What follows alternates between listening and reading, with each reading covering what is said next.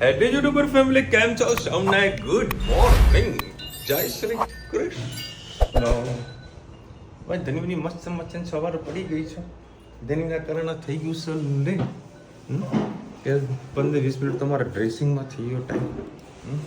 ધનવી છે ને હા શું મૂકી દે ટંક ખમણે કહું કાલે વરે કાંઈ ખાધું નહીં કયો શું થોડુંક તો બહાર કંઈક ખાનાસ્તો કરી લે. આજે લેટ થઈ ગયું એટલે મેળ જ નહીં પડે. હવે ધનવીના છે ને થોડુંક પંપાળામાં મારે આઈસ્ક્રીમ લેવા માટે જવું પડશે. ધની કે પાપા આઈસ્ક્રીમ ખવડાવો નકર તમને નહીં જવા દઉં. એટલે અત્યારે હું આના લઈને જઉં છું આઈસ્ક્રીમ લેવા માટે. આઈસ્ક્રીમ ખાવાની હા કેટલી ખાવાની? ઓ આટલી બધી આટલી બધી આઈસ્ક્રીમ ખાવાની? હું તો માછા છું. ખાસી એવી રડી હતી કારણ કે પ્રોપરલી ડ્રેસિંગ કરવું પડે. એમાં 2 માણસ હોય ત્યારે તેનું ડ્રેસિંગ થતું હતું.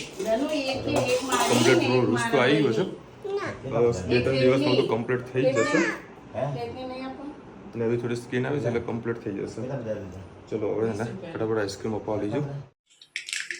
જય શ્રી કૃષ્ણ સૌને. મારા સવારના રસોડામાં આપનું સ્વાગત છે. આજે બનાવીશું કોબીના બટાકા.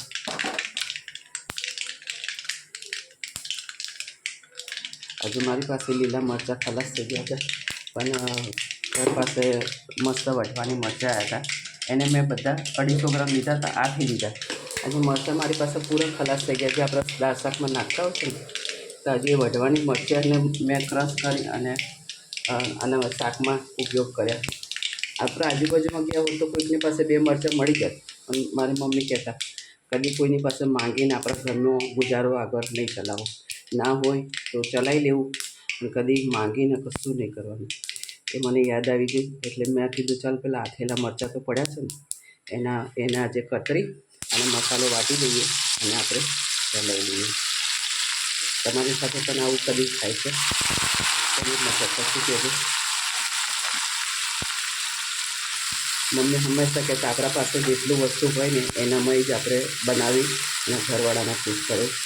આજુબાજુમાં વારકી વ્યવહાર જરૂરી છે, પણ અતિશય નહીં.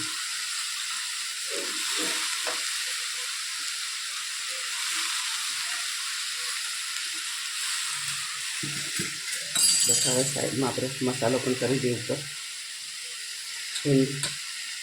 2 લીલા મરચાં નાખ્યા છે, તે સૌથી લાલ મરચું, હળદર, ગરમ મસાલો, ધાણા જીરું, મીઠું સ્વાદ અનુસાર સરસ બધું મિક્સ કરી લઈએ.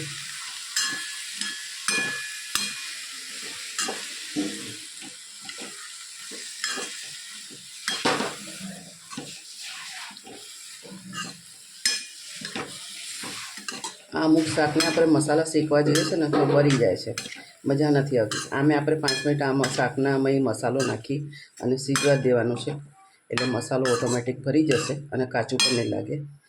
ગેસની ફ્લેમ થોડી ફાસ્ટ કરી દેવી એટલે આપણે મસાલો સરસ કમ્પ્લીટ થઈ જતો હોય છે. અને તમે કાલે મસાની જે મને સારી ટીપ આપી હતી, 2 મસા થયા હતા. 1 મસો તો પાકી ગયો હતો, ઓટોમેટિક એની જાતે જ ખરી ગયો. મસ્યા મહાદેવનું વિશાલે બાધાર પણ રાખી હતી, એટલે મારે બાધા નથી રાખવી પડી, એટલે ઓટોમેટિક ખરી ગયો. મને દુખતું પણ નથી અને ખૂબ સારું થઈ ગયું છે. હવે 1 મસો છે પણ એ નડતો નથી, અને જે પાક્યો હતો એને ઓટોમેટિક ખરી ગયો છે. થેન્ક યુ મારા વ્યુઅર્સો. આ રીતે કોઈની પણ પ્રોબ્લેમ હોય તો કોમેન્ટમાં હવે સોલ્વ કરતા રહેજો, અમને ખૂબ ગમે છે. અને તમને પણ કોઈ પ્રોબ્લેમ હોય તો તમે કોમેન્ટમાં કહેજો, તો આપણા વ્યુઅર્સ એને સોલ્વ કરશે. અમારી કોબી બટાકાનું શાક તમને કેવું લાગ્યું? થોડુંક પાણી નાખી આપણે એને ચડવા દઈશું. કોમેન્ટમાં ચોક્કસથી કહેજો. ચલો હવે અત્યારે હવે સવારમાં નાગલપુર કોલેજ પાસે હા મેદુવાળા અને ટીકડીવાળા મોજ. અને અત્યારે 3 પેસેન્જરમાં અમારા 2 તો ગવર્મેન્ટ નોકરીવાળા છે અને એક પ્રાઇવેટ નોકરીવાળા. એને લોકોને લેટ થઈ ગયું અને મારે લેટ થઈ ગયું. મારા નાસિક પે તો કોઈ ટેન્શન નહીં, કારણ કે આપણે તો યાર ઘરનો ધંધો હા અમે ગમે ત્યાં ઊભા થઈએ કે મેં કીધું આજે ભાઈ થોડુંક લેટ કરીએ. 5 બધાને લેટ છો, 5 મિનિટ બીજી લેટ કરીએ, ભૂખ લાગીએ અને નાસ્તો કરીએ. એ તીખી નહીં ભૂલતી નહીં ભાઈ, સવાર એસિડિટી કરાવી નાખશો. અને બહુ મસ્ત હોય છે મેદુવાળા. અને હું છે ને ઇડલી નહીં ખાતો, બે મેદુવડા લઈ લો અને ટીકડી લઈ લો એટલે કમ્પ્લીટ પેટ ફૂલ થઈ જાય આપણું. હા હા, મોજ મોજ. જય શ્રી કૃષ્ણ સૌને, મારા સાંજના રસોડામાં ખૂબ સ્વાગત છે. આજે લસણિયા બટાકા બનાવીશું. અમે કેવી રીતે વઘારીએ તમારી સાથે રેસીપી શેર કરું. 3-4 પડી જેવું તેલ નાખેલું છે. આ બટાકાને બાફી અને થોડા મિક્સ કરી દીધા છે. લસણ, મરચાં, ટામેટાં અને થોડા સિંગદાણા નાખેલા છે. કઢાઈ ફૂટી ગઈ છે. લસણ, સિંગદાણા અને લીલા મરચાં સાથે સાથે આપણે મસાલા પણ કરી દઈએ. ગેસ થોડો ધીરો કરીએ. એક લીલું મરચું નાખ્યું છે, તો 1 ચમચી લાલ મરચું, થોડી હિંગ, ધાણા જીરું, હળદર, ગરમ મસાલો,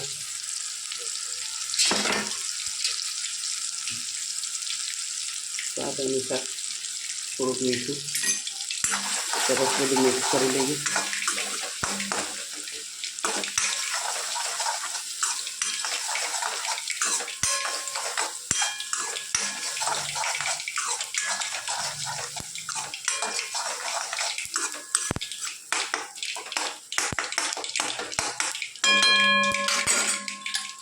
પછી આપણે બટાકા મિક્સ કરી રાખ્યા હતા એ નાખી દઈએ.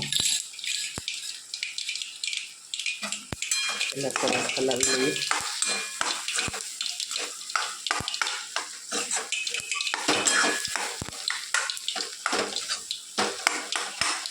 મસાલો સરસ બધામાં થઈ જાય, સુગંધ મસ્ત આવે છે લસણની. હવે આપણે અંદર થોડું પાણી નાખી દઈએ.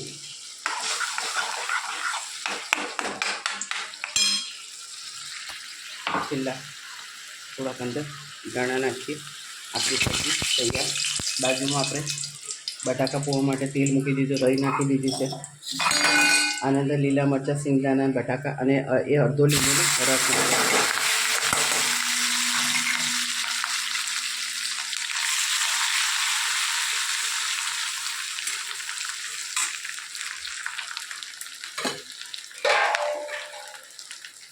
છાંટો પાણી નાખીશું અંદર. લીંબુનો રસ નાખ્યો છે તેને બેલેન્સ કરવા માટે 2 ચમચી જેટલી આપણે ખાંડ નાખીશું. એમાં પણ સાથે સાથે આપણે મસાલા કરી દઈએ. હળદર,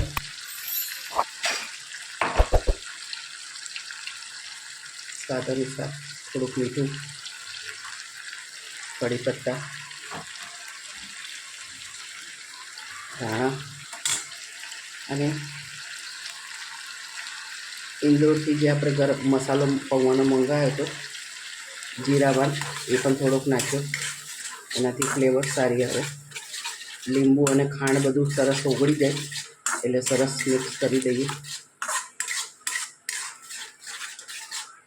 આવું કરવાથી ખાંડ તરત ઓગળી જતી હોય છે, કાં તો પૌવામાં તમને મોઢામાં કણક લાગતી હોય છે. આજે મારું ને એના પપ્પા માટે 2 માટે જ પૌવા છે. છોકરાઓ અને ભાવેશ આજે છે નહીં, એ બહાર ગયો છે. પૌવા પલાળ દીધા હતા. આપણે પૌવા અંદર નાખી દઈએ.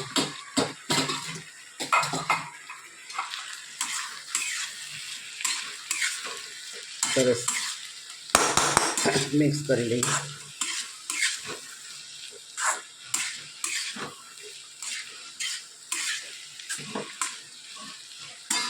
સરસ મસાલો બધામાં ચડી ગયો છે અને પૌવા પણ આપણા મસ્ત છૂટા છૂટા થઈ ગયા છે. આના અંદર તમે દાડમ, ઝીણી સેવ, ડુંગળી જે પણ તમને ભાવતું હોય ઉપર નાખી અને તમે ખાઈ શકો છો. આપણા પૌવા પણ સરસ વઘારાઈ દીધા. લસણિયા બટાકા પણ સરસ થઈ ગયા છે. હજી થોડુંક પાણી નાખીશ એટલે રોટલી સાથે ખાઈ શકાય.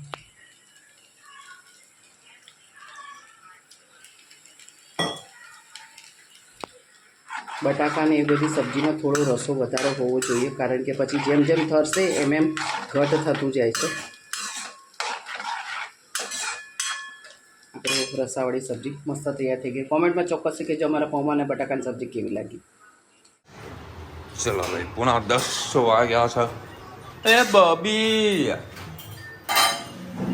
બબુ ગરમા ગરમ બટાકાની સબ્જી ને ગરમા ગરમ પરોઠા. હા હા, 2 પરોઠા. ચાલો ઉતરે બેટા, મમ્મી કરાવજો. હા એવું છે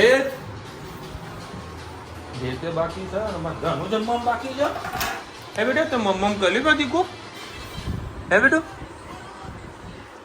એ શું થાય એવું એ કરજે કરજે શું કોને 100 મિલિયન થઈ ગયા મારા 100 મિલિયન એ જો છે કશું કર્યું છે તે જો આ જો અમારા માથે ચડી જાવ લે થોડી સાઈડમાં કર પૈસા હા શું આવ્યું નહીં કેવું આખો દાડો સૌરો જ્યુસે ને આ રહી માસા અને પછી બીજું શું જુએ શું જુએ તું ડોબા માસાડી અને આઈસ્ક્રીમ રાખી હતી મારા માટે રાખી હતી પપ્પા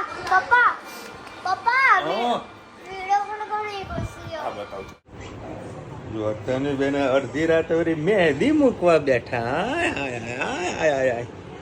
કેવી રીતે હા મસ્ત કોને મૂકી પાપાએ મૂકી ને હે ને બોલ થેન્ક યુ પાપા લવ યુ પાપા પાપાએ મહેંદી મસ્ત મૂકી કોને મૂકી સાચું બોલ કોને મહેંદી કોને મૂકી અડધી રાતે મહેંદી મૂકી મેં એને મૂકી આ રુચિતાએ મૂકી મસ્ત મહેંદી મૂકી દીધી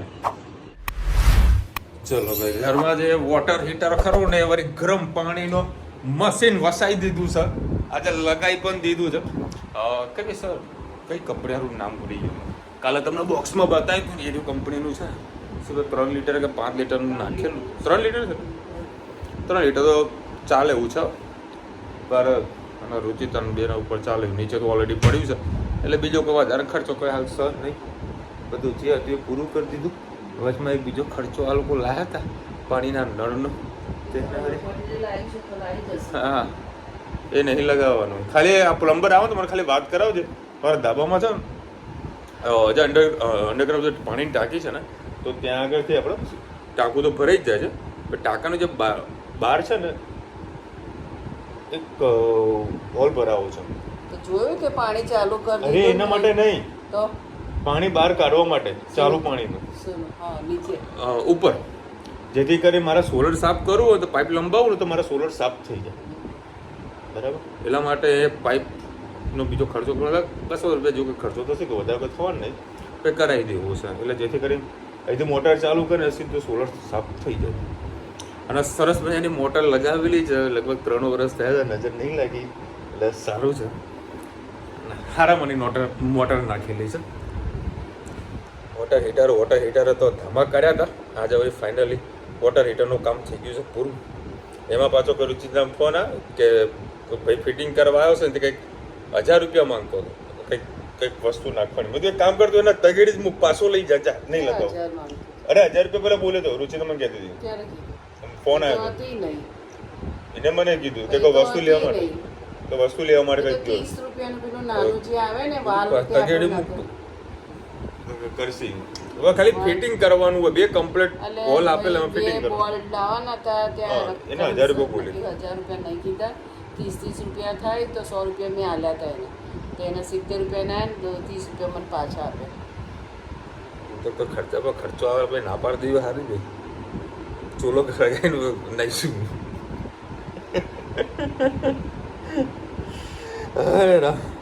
અને હવે મારા તો ઓફિસનો ટાઈમ હવે થોડો ચેન્જ કરવો પડશે 7 તો બરોબર વાગી જ જાય છે આજે લગભગ એક જઈને એક આવે પેલું ફર્નિચરનો જે પ્રોગ્રામ હતો એ ફર્નિચરનો ભાઈને બોલાવ્યો ભાઈને બીજા નવા ભાઈ ફર્નિચરનું પ્રોપરલી કરાવી રહ્યો છું અને એવું ફર્નિચર થઈ રહ્યું છે કે હવા પણ નહીં લઈ શકું એટલું ફૂલ ફર્નિચર થઈ રહ્યું છે કાચનું જગ્યા થોડી ઓકવર્ડ થઈ જશે બરાબર માલ ગમે તે કરીને ગોઠવવાનો છે એટલે જ છે કારણ કે સિઝનની તૈયારીનો માલનો સ્ટોક બધો રાખવાનો એક જ એમાં શું પૂછવાનું હોય આપણે એક વર્ષ આપણા પોતે માલિકો હજુ મેં દુકાન માલિક નહીં મળે એ તમને કહું અમારા અમદાવાદમાં એક સિસ્ટમ છે બરાબર દલાલ થ્રુ જ બધું કામ થાય મકાનમાં દુકાન માલિક કોણ છે એ હજુ મને ખબર નથી, દુકાન માલિકને એ ખબર કે મારો ભાડવાત કોણ છે.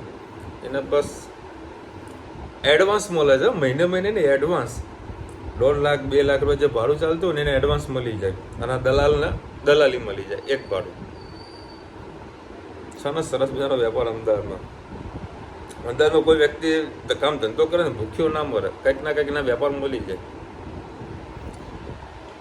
હા બેન લખી રહ્યા છે વિશાલભાઈ, શરીર દુખે છે તો આયુર્વેદિક દવા ગમતી હોય તો ત્રિશુલ લેવી. કેટલી શરદી હોય, ઝીણો તાવ હોય તો શરીર દુખતું હોય તો દવા ખૂબ સારી છે, ધન્યુને ઠીક થઈ જશે. સાચી બેન, આયુર્વેદિક દવાનો ઉપયોગ હંમેશા કરવો જ જોઈએ. એની આડઅસર નહીં થાય, કશું જ ના થાય, કશું જ ના થાય. એને તમે ગમે ત્યારે સ્ટોપ કરવી હોય ને તો તમે કરી શકો છો, કોઈ વસ્તુને આડઅસર ના થાય, અને દવા બગડે પણ નહીં. વધારે પડતા ટાઈમ પછી બગડે તો બગડે, બાકી વધારે બગડે પણ નહીં. મોજ આવી જાય આયુર્વેદિક દવાનું. પણ અમારા જેવા યંગ જનરેશન વાળા આ વાળા માનતા નહીં. આ લોકોનો ચાલો આયુર્વેદિક દવામાં ફાયદો શું છે ખબર? એ જે મતલબ એની અસર લોંગ ટાઈમે થાય, પણ જળમૂળ જે છે ને નિરાકરણ કરી નાખે. સોરિયાસિસ સિવાય પપ્પા સામે ના જોયું, સોરિયાસિસ સિવાય આ બોલતી છે ને કે સોરિયાસિસ થોડો કંટ્રોલ આવી શકે, પણ 0 તો કદી ના થાય. હા, પછી મન મક્કમ રાખો અને કોઈ કે અવેજી પાડો, બરાબર, તો પ્રોબ્લેમ સોલ્વ આઉટ થઈ શકે. જય શ્રી કૃષ્ણ. ધનુને શું વાગ્યું છે? આગળ તમે કીધું તું ચાનો કપ ધોરાણો તો એટલે બધું થોડુંક ચામડી બધી બહાર આવી ગઈ હતી, એટલે થોડાક આજે ડ્રેસિંગ બધું કમ્પ્લીટ કર્યું છે. નવી સ્કિન આવવાની તૈયારીમાં છે, મતલબ 1-2 દિવસની અંદર બધું કમ્પ્લીટ ક્લીન થઈ જશે. સ્કિનનો થોડો પ્રોબ્લેમ થઈ ગયો હતો ભાઈ, કારણ કે ગરમ ચા ધોરાય એટલે શું હાલત થાય. તો છતાં આટલી કેટલી કાઠી કહેવાય કે આટલું પ્રોબ્લેમ હોવા છતાંય ખાલી ડ્રેસિંગમાં રડે તો સ્વાભાવિક વાત છે કે ભાઈ અલગ પ્રકારની જે ડ્રેસિંગને જે ક્રીમ ને બધું આવે, બરાબર, તે બધી રુચિ ઘસીને સાફ કરે. આજે જોઈ ના શકાય મારાથી. હું તો આમ મોઢું રાખે, મમ્મી આમ મોઢું રાખે, મારાથી ના જોવાય. પકડી તો મેં જ રડી ગઈ. પણ રુચિતાને તો શું છે, એનો કહીએ ને કે ભાઈ એનું સ્કિલ છે, કોર્સ કરેલો છે, બરાબર, એટલે એને બધું આવડે છે, એટલે બધું કરે છે. બાકી આ પેશન્ટને કરવું, પોતાના છોકરાઓને આવું ડ્રેસિંગ કરવું ને, એ જમીન આસમાનનો ફરક જોશે.